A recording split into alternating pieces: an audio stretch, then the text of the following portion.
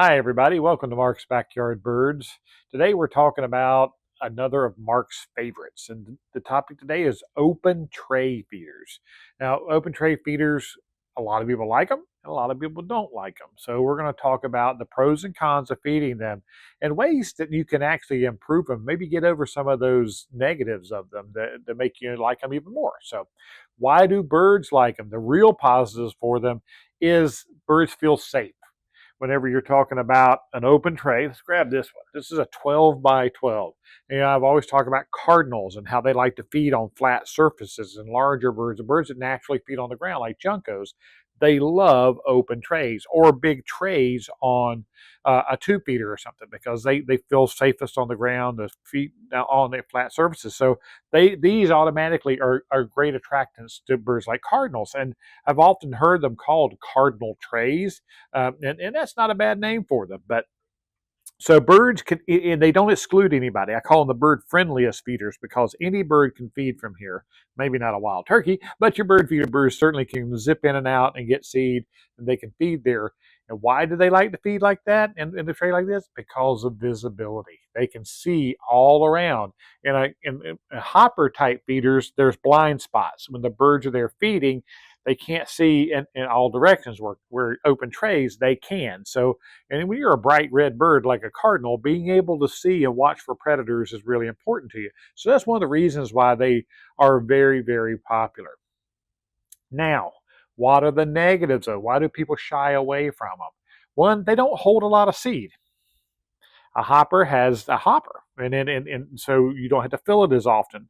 Well, with open trays, what you put in there for one day, quite often, especially in the busy feeding season, that's all you're going to get out of it. You're going to have to fill it every day. You're going to have to put bird seed in every day. Not a bad thing to rotate your seed, but for a lot of people that may be a negative. Probably the biggest negative is no weather protection. So you got this hanging out, and it rains, and snows, and then everything gets wet. You have to dump out, and they don't. And a lot of people don't like to waste seed, but certainly that can be a negative of it. We're going to talk about a way around that though. And then the other is that it doesn't keep out pest animals. So obviously squirrels can get right in, the larger birds, starlings, things like that can take over a feeder like that. They keep being able to keep away the bigger birds. What we typically use against the varmints, as we call them, or the pest, is your seed choices. We often I recommend, especially during the grackle season, during the summer months, just filling an open tray with safflower because grackle hate it, squirrels don't like it, cardinals love it. So this is a great alternative and an addition to like a cage feeder that the big birds can't get into. So and a finch feeder with Niger in it. Those are uh, the anti-blackbird formulas for us. So we can keep the bigger birds out. Now, mourning doves love safflower. So you fill this with safflower, and especially if you guys live down south in the southwest, you have tons of dove, and they will take over a feeder station. Well, dove guards are the answer there. And they're going to be, this is example, and they are great for keeping out larger birds. Not great for squirrels. Now we're talking only about the larger birds like mourning doves. You guys who have dove problems, you know what I'm talking about. I know most of you don't, and that's okay. But there you go. That's the solution there. But the rain and snow, it is a really nifty device. And we have in two sizes. They fit a 9 by 9 tray or a 12 by 12 tray. If they have like metal hangers or wire hangers, don't do so great on rope hangers, but they may work. But just know that this guy works great because you can start it out up higher, and the birds get used to going in and feeding and feeding and feeding.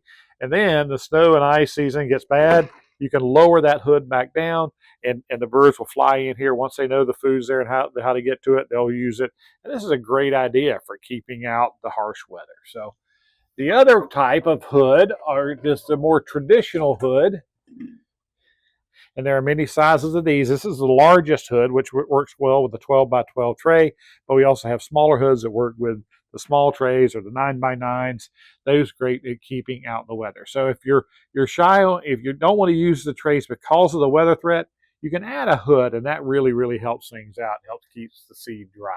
So The open trays are great feeding systems and are a great addition to your feeder station, especially for those ground loving birds up high where you can get to see them rather than down there below your windows where you don't get to see them as often. So I love the deeper trays, the ones like this that have a little bit deeper side because of the tossing that blue jays and mourning doves and a lot of birds tend to do. This keeps the seed from flowing. I don't like them too deep because you can't see the birds when they're in there. So I think this is the Hilltop 12 by 12 recycled material tray is my favorite.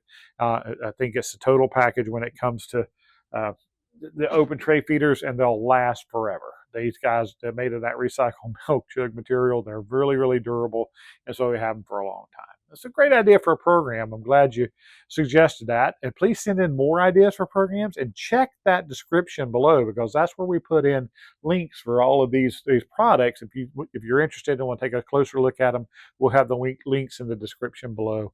So great idea. Thank you so much for sending that in. If you are on YouTube, please subscribe. If you're not, give us a like, give us a share. That helps us out always. And until next time, let's talk birds.